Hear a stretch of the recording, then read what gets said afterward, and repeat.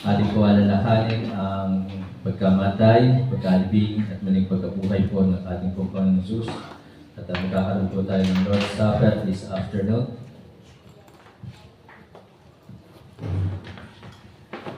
So muli, buksan po natin ang ating pong mga Bible sa 1 Peter chapter 4. Basahin po natin muli ang verse 1, beginning verse 1 up to verse 15. 1 Peter chapter 4. Hanggang verse 11 na lang po. 1 Peter chapter 4, 1 to 11. Nakita na po ba sa malakas at masaya? Sa alitang pagbasa po, ako po sa verse 1, kayo po sa verse 2, sabay-sabay po tayo sa verse 11. Verse 1. For as much then as Christ hath suffered for us in the flesh, arm yourselves likewise with the same mind, for he that hath suffered in the flesh hath ceased from sin. To kayo po. That he no longer should live the rest of his life to the lust of men, but to the will of God. For the time past of our life may suffice us to have wrought the will of the Gentiles when we walk in lasciviousness, lust, excess of wine, revelings, banquetings, and abominable idolatries. Verse 4. Wherein they think it strange that ye run not with them to the same excess of riot, speaking evil of you. Who shall give account to him that is ready to judge the quick and the dead? Verse 6. For this cause was the gospel preached also to them that are dead, that they might be judged according to men in the flesh, but live according to God in the Spirit. But the end of all things is at hand. Be therefore sober, and watch unto prayer. 8. Above all things have fervent charity among yourselves, for charity shall cover the multitude of sins. Use hospitality one to another without grudging. 10. As every man hath received the gift, even so minister the same one to another, as good stewards of the manifold grace of God. Verse 11 altogether, ready we be. If any man speak, let him speak as the oracles of God. If any man minister, let him do it as of the ability which God giveth, that God in all things may be glorified through Jesus Christ, to whom be praise and dominion forever and ever. Amen. Tayo po lahat ay umuko, pumikit, tayo po ay manalangin. Ama namin Diyos sa langit, Diyos naming banal at makabayan rin sa lahat. Dalangin ko po aming Diyos sa oras nito, sa hapong ito, na ang pong banal na salita na mahayag, tumimo sa puso't isipan ng bawat isa.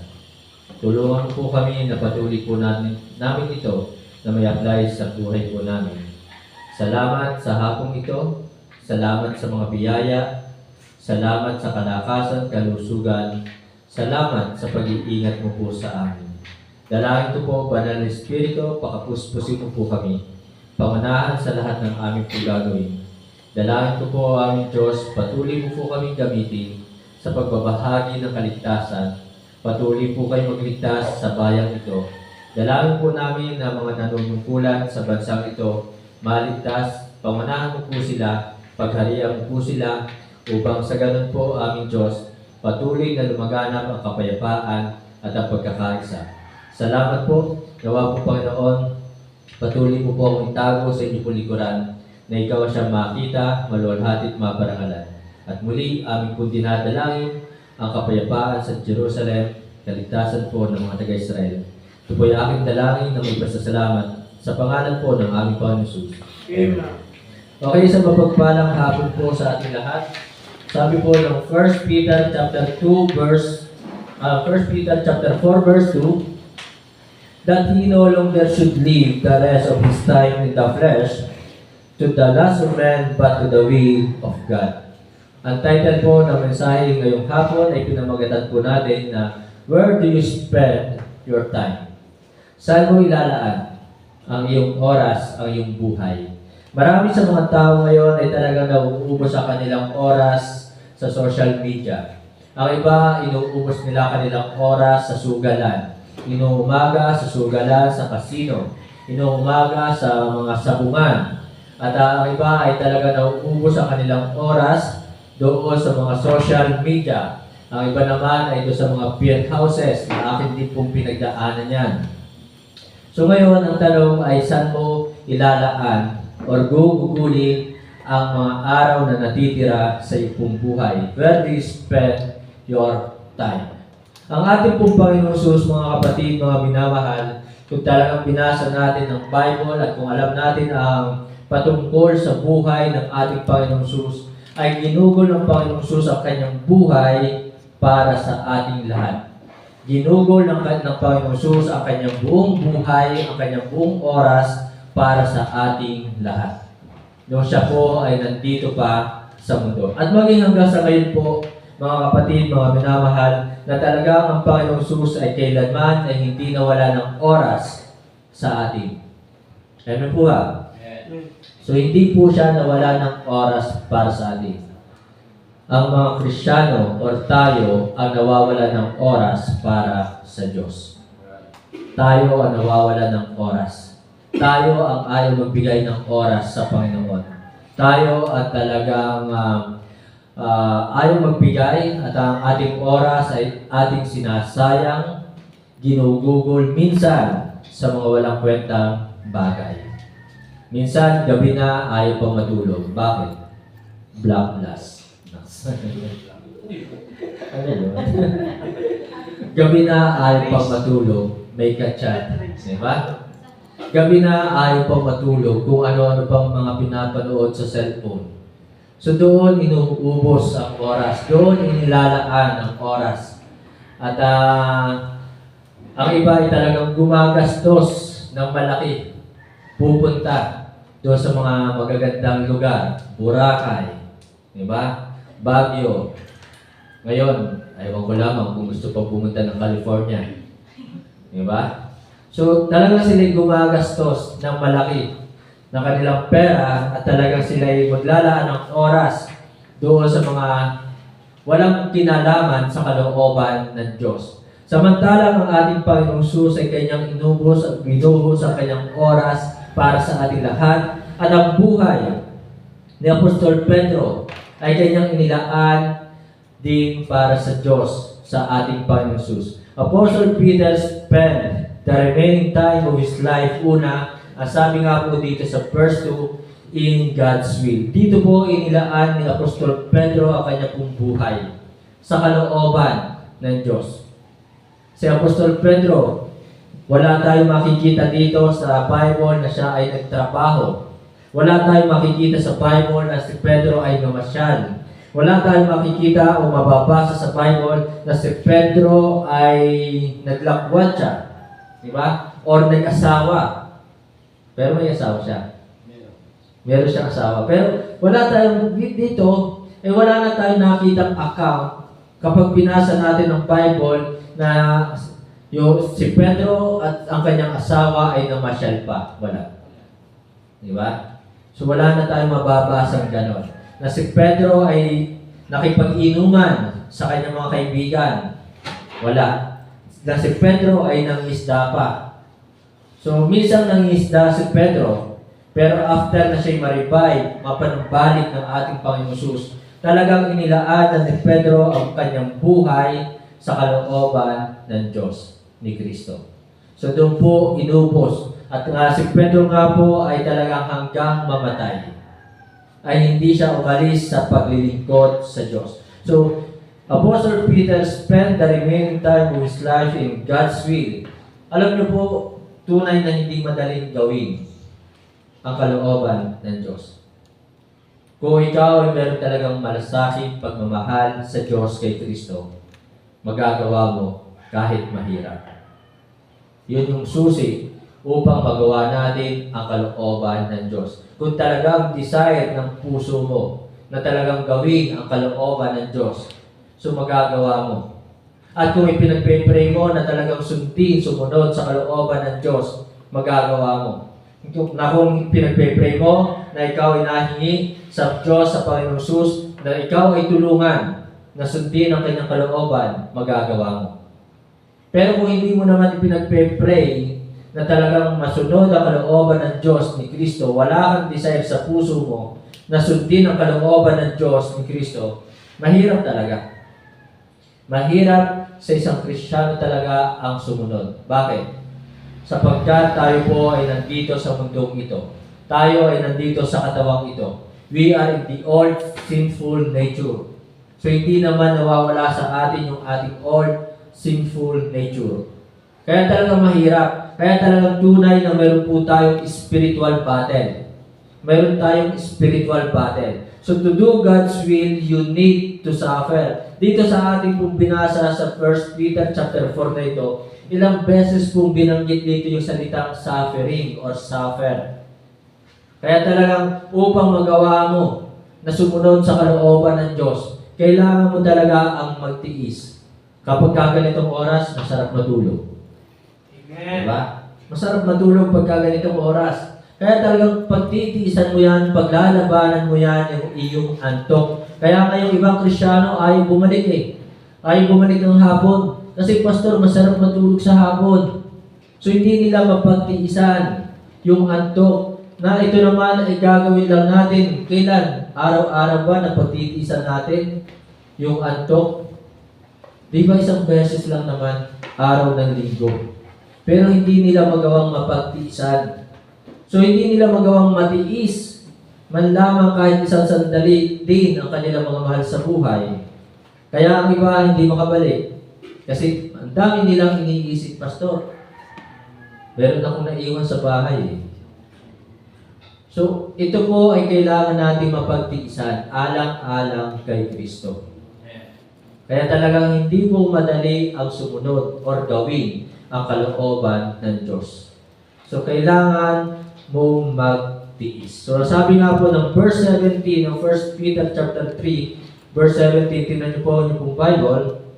Sa verse 17, nandiyan na ba kayo? For it is, sabi po dito, for it is better if the will of God be so that He suffer for will-doing than for evil-doing.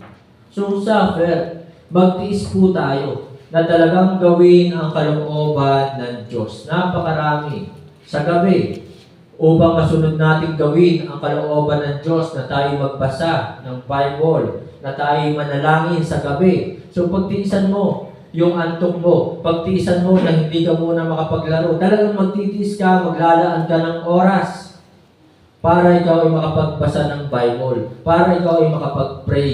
Hindi yung kapag inantok ka na, sarap humiga, lapad ang likod, nagkumot na, tulog na. Di ba?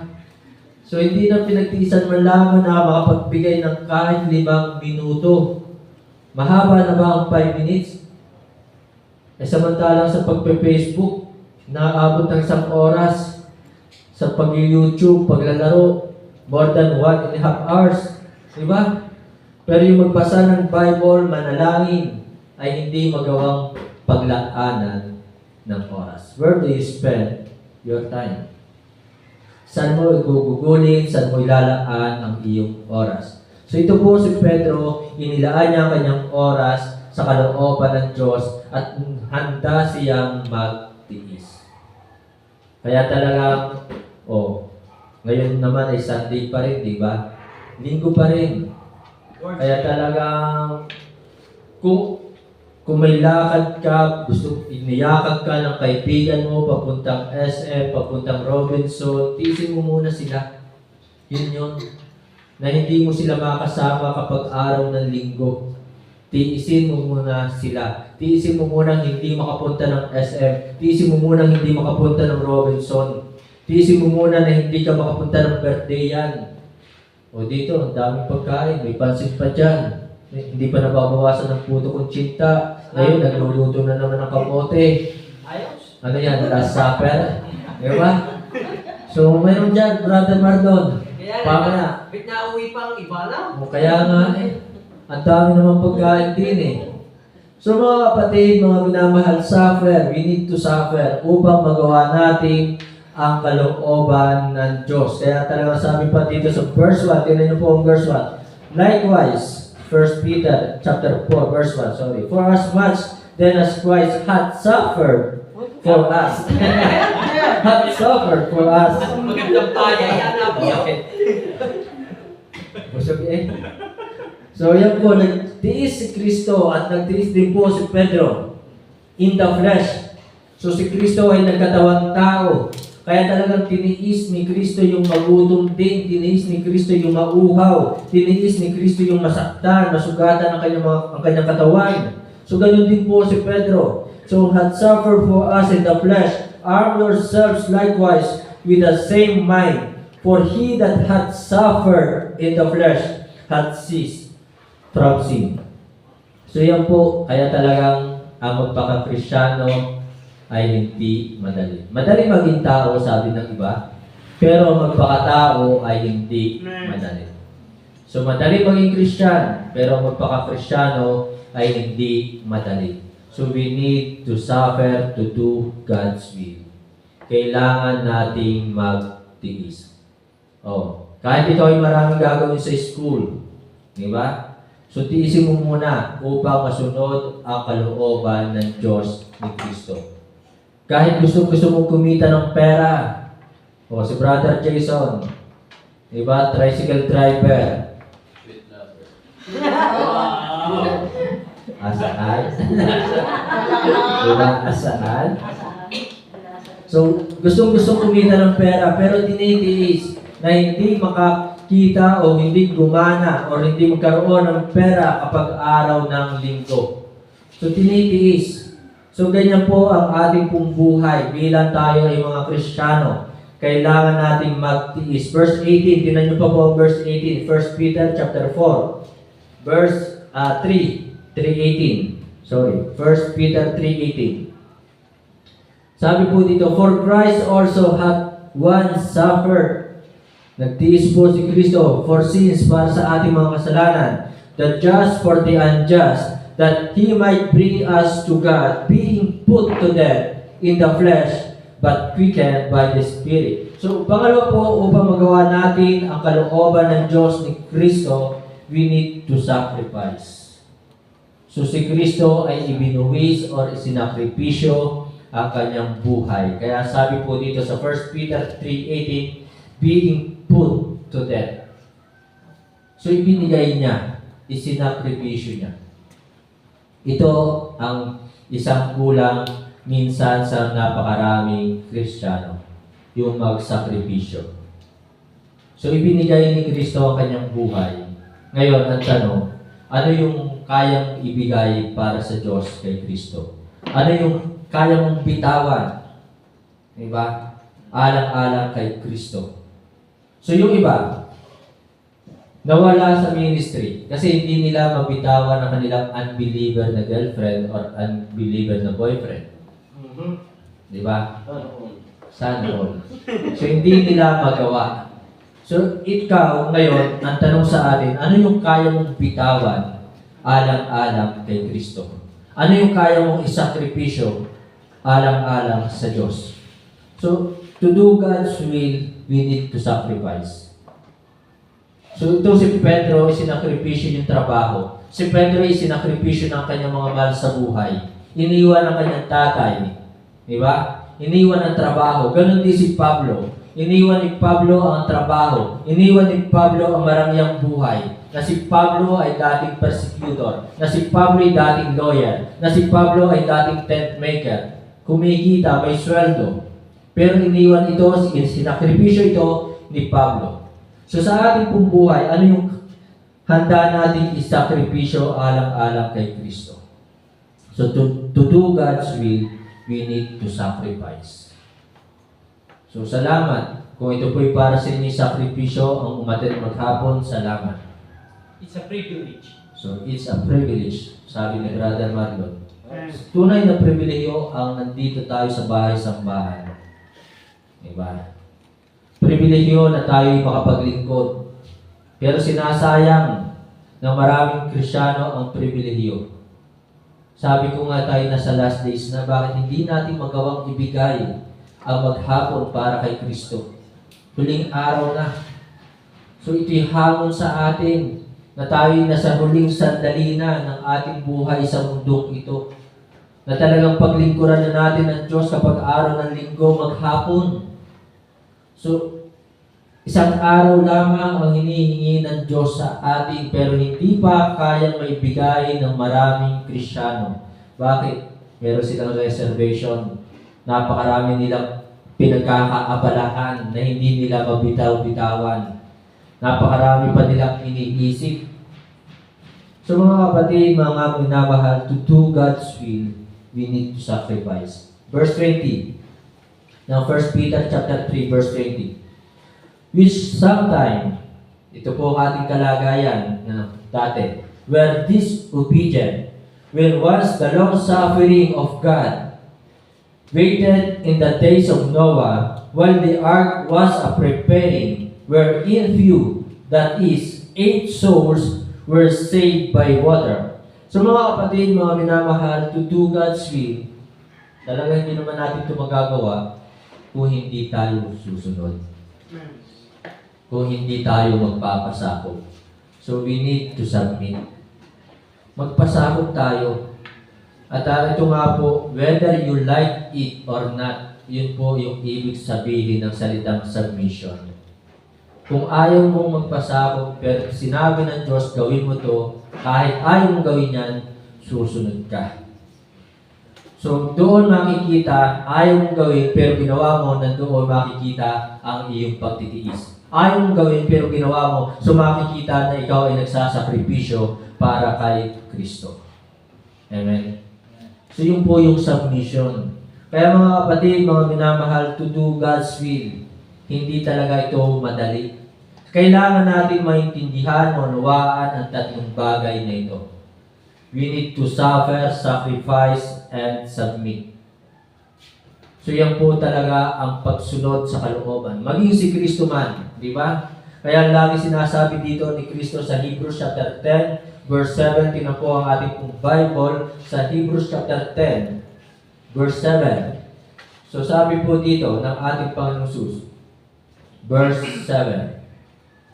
Then said I, Lo, I come, in the volume of the book it is written of me to do thy will, O God. So mga kapatid, mga minamahal, ang pagsunod sa kalooban ng Diyos, ang pagtupad nito, kahit anong oras. Kung hinihingi ng pagkakataon na talagang gawin ang kalooban ng Diyos, so may nakakakita man o wala, gagawin po natin ito.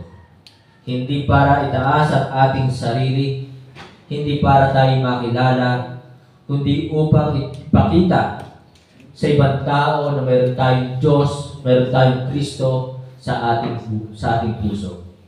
So yun po mga kapatid, mga minamahal, to do thy will, O God. Tanungin natin ang ating sarili ngayong hapon. Lagi ba? Lagi ba natin nasusunod ang kalooban ng Diyos?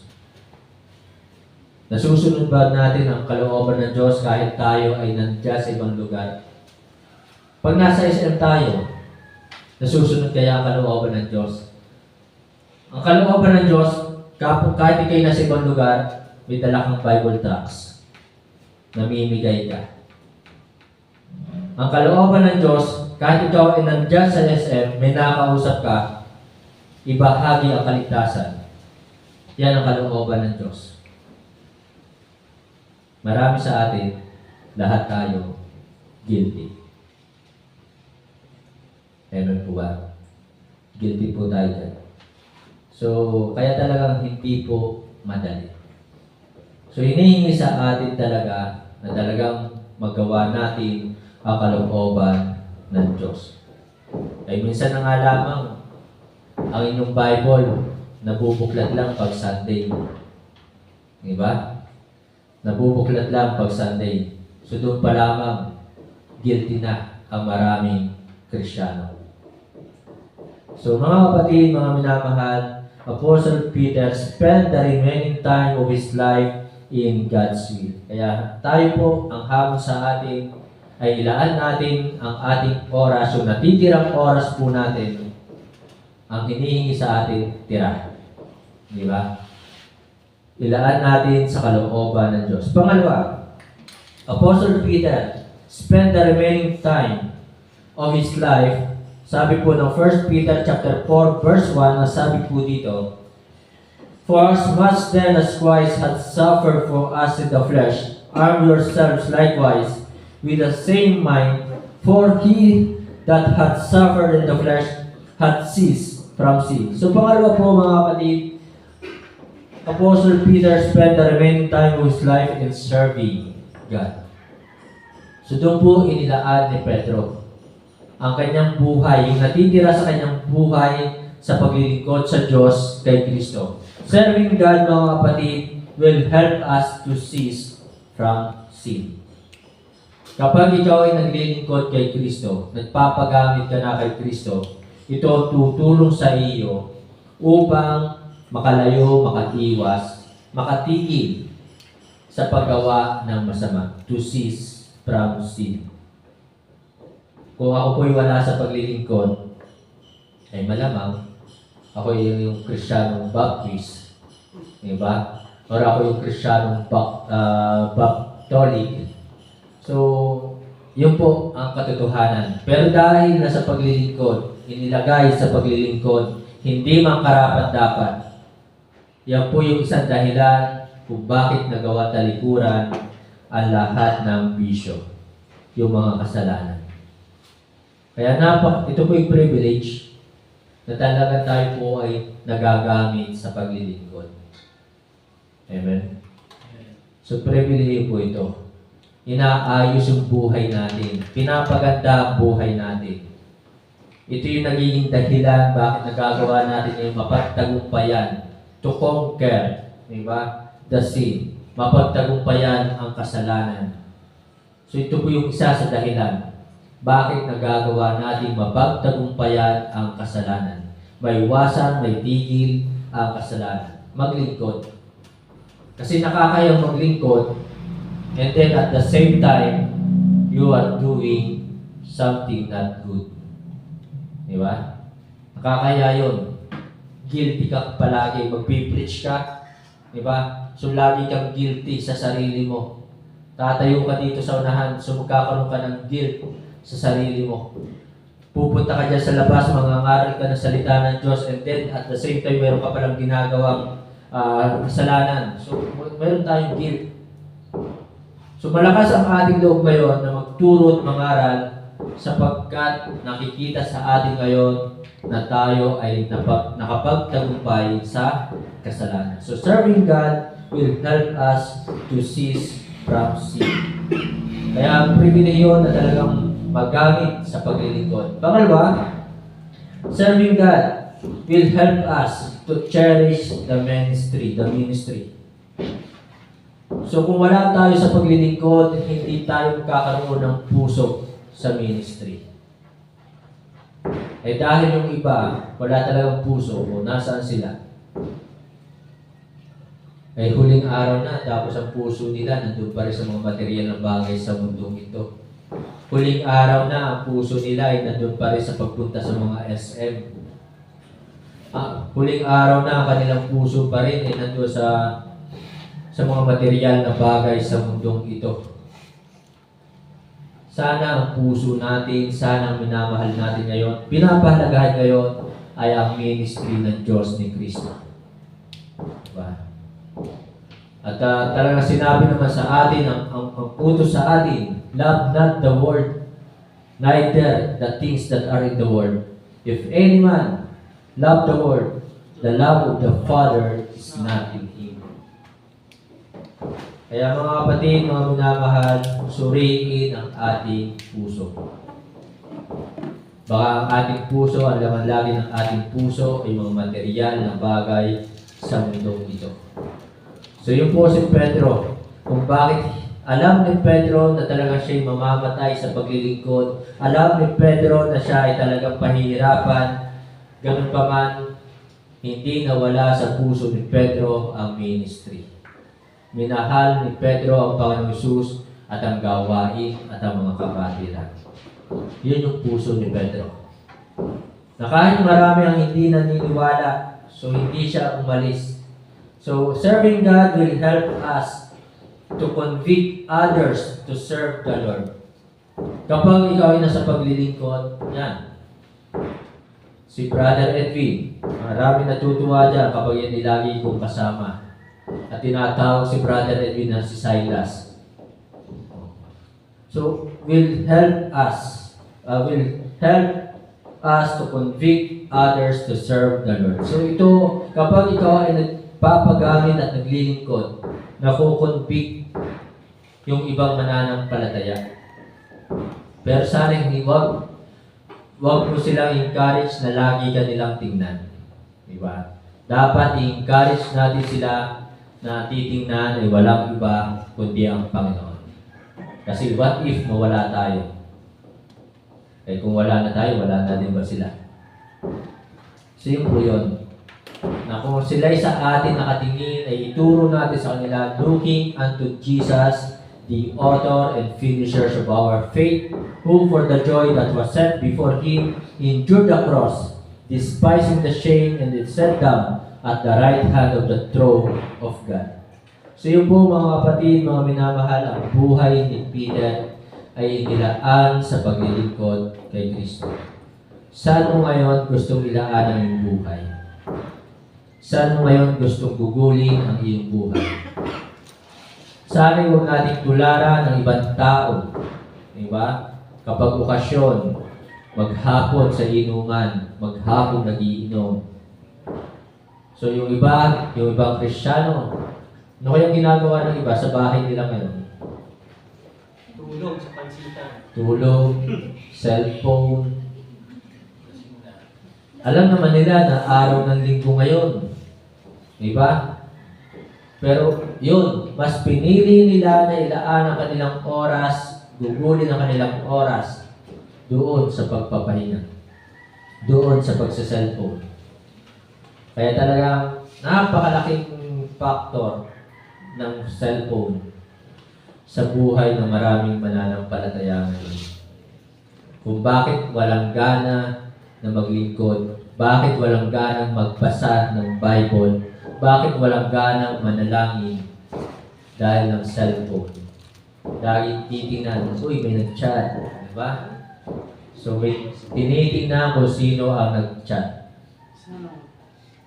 So mga kapatid, mga minamahal, we are in the last days at kukunti na yung ating oras sa mundong ito. Ilaan na natin ito sa paglilingkod sa Diyos. Last, 1 Peter chapter 1 verse 1. Chapter 1 verse 1. Last na po.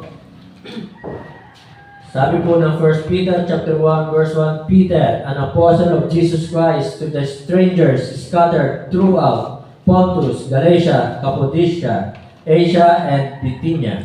So, last po mga kapatid, mga minamahal, ang buhay ni Pedro ay inilaan niya in encouraging the saints. So, talagang inilaan na lamang niya to encourage the saints. Bakit?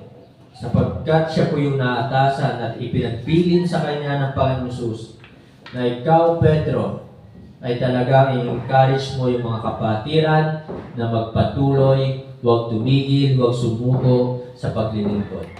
Kasi alam ng Panginoon Jesus na talagang magkakaroon ng matinding persecution nung panahon iyon. Diba? Kaya nyo ba? Siguro kung sa atin nangyari, yung persecution na gano'n, malamang sa atin meron nang tatalikod sa pananampalataya. Diba? Matindi yung ginagawa ng panahon yun, ng Dark Ages. Bubog na dinurog ng pinong-pino, ipapainom sa iyo, papadaan sa iyong lalamunan. Siguro talagang marami ang titigil kung sa atin nangyari yun. Diba? Kung nakikita natin sa ating panahon ngayon na buhay pa'y sinusunog na, ipinapako sa krus, malamang mayroon na nagtanggi sa ating Panginoon Jesus, ay hindi ko yung kilala. Diba? Ay wala akong Bible. Ay hindi ako Kristyano. So, kaya mga kapatid, mga minamahal, sana magpalakasan po tayo sa isa't isa. Hindi natin alam kung ano ang maaaring mangyari sa araw ng bukas. So yun po ang buhay ni Pedro. In-encourage niya na talagang magpatuloy ang mga kapatiran ito. So encouraging the saints, yes, Jesus Christ is all we need. Tunay sa buhay natin, ang kailangan natin ay walang iba kundi ang Panginoon Jesus. Yes, we should always looking unto Jesus. Dapat talaga tayo lagi nakatingin kay Kristo. But Jesus till now are looking for some men who will preach. Kaya ito po ang naging papel ni Pedro. Ini-encourage ang mga kapatiran. Sapagkat siya yung ginamit ni Kristo para mga kapatirang nanghihina, ang mga kapatirang nawawala ng pag-asa, ay may encourage magpatuloy. Kaya sabi nga po ng Ephesians chapter 4 verse 11 and 12, tingnan po ang Bible sa Ephesians chapter 4 verse 11 and 12. And He gave some apostles. So isa nga po sa mga apostoles si Pedro, and some prophets, and some evangelists, and some pastors and teachers, verse 12. And for the perfecting of the saints, for the work of the ministry, for the edifying of the body of Christ. Kaya salamat, merong mga lalaking nagpatuloy para magpastor, tumugon sa panawagan ng Diyos ni Kristo. So yun po yun. So ang pagpapastor, ang pagiging yung apostol, yun po ay mga calling. Hindi talaga ginusto. So calling. So Jesus still now are looking for some men who will pastoring the flock. Ang Panginoong Hesus hanggang ngayon ay talagang humahanap, tumatawag na magpapastor sa iglesia. Kasi kailangan talaga ng mga pastor. Kaya sabi ng Bible sa Jeremiah 3:15, tingnan po ang ating pong Bible sa Jeremiah 3:15. And I will give you pastors according to mine heart, which shall feed you with the knowledge and understanding. So, ang mga pastor, hindi lang yung mga impostor, Kasi meron pong impostor Meron ako napanood, talagang po yun ay mapapanood ng iba ng mga hindi mananampalataya. At yun ay isang factor din kung bakit marami ang hindi naniniwala sa katotohanan. Sapagkat marami po yung impostor na talagang sila ay nagpapatawag na sila ay pastor, pero sila ay merong mga itinatagong kasalanan. So, meron ako napanood sa MMK. Nung una, talagang tuwan-tuwa yung asawa sa kanyang asawang pastor. Ay habang tumatagal ang kanilang pagsasama, yun, nalalaman ng sekreto. So, yun po, mag-ingat kasi meron po mga impostor. Okay? So, I will give you pastors according to mine heart. So, yan po, Jesus still now are looking for some men who will pastoring the flock, patiently prepare the flock. Ang sabi po ng Matthew 28 verse 20, teaching them to observe all things whatsoever I have commanded you, and lo, I am with you always, even unto the end of the world. So talagang nandoon ang pagtitiis ni Pedro, naturuan ang mga mananampalataya noon. Nandoon ang pagtitiis ni Pedro na magbahagi ng salita ng Diyos kahit matindi ang persecution. Matindi ang persecution. Talagang dark ages na talagang sila ay papatayin. Pero ganun pa man, nagtiis si Pedro. So mga kapatid, mga minamahal, where do you spend your time? Saan mo ilalaan ang iyong oras? Where do you spend your talent? Ang iyong talento. Kung ikaw ay may talino, kung ikaw ay mayroong may galing, kung mayroong kang kakayanan, ability, so saan mo yan ipapagamit? So maraming Kristiyano ang matalino at magaling, pero hindi nagiging kagamit-gamit sa ministry. Maraming Kristiyano ang talagang may kakayanan na tumulong para sa ministry, pero hindi naglalaan ng oras. At yung maraming may kakayanan, pero sa nila inuubos yung kanilang pera. Saan nila inilalaan, saan nila ini-invest ang kanilang pera. So, where do you spend your time, talent, and treasure? So, si Pedro, mga kapatid, ang kanyang buhay, yung natitira sa kanyang buhay, ay inilaan sa paglilingkod kay Kristo, inilaan sa kalooban ng Diyos, at inilaan to encourage the saints. Sana tayo po ay encouragement sa bawat isa. Sana hindi tayo yung kinakatisuran. Amen. Sana ay talagang kapag nakita tayo ng mga kapatid, masaya sila. Hindi yung nakita tayo, iiwas sila. So mga kapatid, mga minamahal, where do you spend your time? Ang ating Panginoong Jesus, inilaan ng oras para sa ating lahat. Hindi siya nawala ng oras sa atin. Kaya sana, lagi din tayo maglaan ng oras sa Kanya. To God be the glory, tayo po'y tumayo. At ating pong ihanda ang ating pong grape juice at ang ating pong tinapay. Tayo po'y dadako sa Lord's Supper. Tayo po ay umuko pumikit. Tayo po ay manalangin.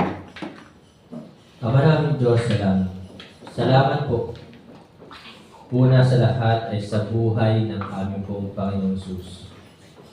Na kami ay iniwan niya ng isang halimbawa na dapat namin sundin. Halimbawa na kung paano kami dapat mamuhay bilang tunay na mga Kristiyano sa mundong ito. Ama, salamat na maging ikaw man ay nagtiis din sa amin. Kami ay tunay na matigas ang aming ulo, pero salamat, pinagtitiisan mo po kami. Matigas ang aming ulo, tunay na talagang minsan ay lagi kaming sumusuway, hindi namin nasusunod ang iyong kalooban. Pero nandun pa rin ang iyong pagtitiis sa amin. Pinagpapala kami, binibigyan kami ng lakas, at inilalagay pa rin kami sa ministry, sa paglilingkod. Salamat po sa pribilehiyong ito na magamit sa paglilingkod, magamit sa ministry. Nawa po, Panginoon, kilusin mo po ang iba naming mga kapatiran na tunay na pahalagahan na po nila ang pagsamba, na sila po'y umatin na po na maghapon sapagkat tunay na kakaunti na lamang po yung mga araw na aming pong ititigil sa mundong ito. Habang ang lahat ay nakayukot na kapigit, ngayong hapon pong ito ay ating pong inaalala ang kamatayan, pagkalibing, at muling pagkabuhay ng ating Panginoong Jesus. Ating inaalala yung kanyang ginawang sakripisyo doon sa krus. Na si Kristo ay nagbuwis, nag-alay ng kanyang buhay para sa ating lahat. Upang ikaw at ako na makasalanan, na sasampalataya sa Kanya, magkaroon ng kaligtasan, magkaroon ng buhay na walang hanggan, magkaroon ng katubusan, kapatawaran sa lahat ng ating mga kasalanan. Naway patuloy nating pahalagahan ito at ating alalahanin. At ito sana ang magtulak sa ating lahat upang tayo ay magtiis at magsakripisyo at patuloy nating sundin ang kanyang kalooban. Habang ang lahat ay nakayukot na kapikit. Sagrado ang Lord's Supper. Sagrado ang ating pong ginagawang ito na pag-alala sa kanyang pong kamatayan, pagkalibing at muling pagkabuhay. Kaya bago po tayo magkaroon ng pakikibahagi sa hapunan ng ating Panginoon, bago po tayo mag-partake ng Lord's Supper, tayo po ngayon ay suriin po natin ang ating sarili. Suriin at alamin natin ang ating mga kasalanan. Ihingi natin ng tawad ang ating mga kasalanan bago po tayo mag-partake ng Lord's Supper. Sapagkat hindi tayo magiging karapat-dapat dito kung hindi tayo nagpapakumbaba, kung hindi tayo humihingi ng tawad sa ating mga kasalanan. Magkakaroon po tayo ngayon ng 2 minutong panalangin upang ilapit sa Panginoon ang mga bagay na dapat natin ilapit. Ilapit sa Panginoon, ihingi ng tawad sa Panginoon ang mga kasalanan na ating nagawa. Sige po, magkakaroon po tayo ng pansariling panalangin. Simula na po ngayon ang 2 minuto.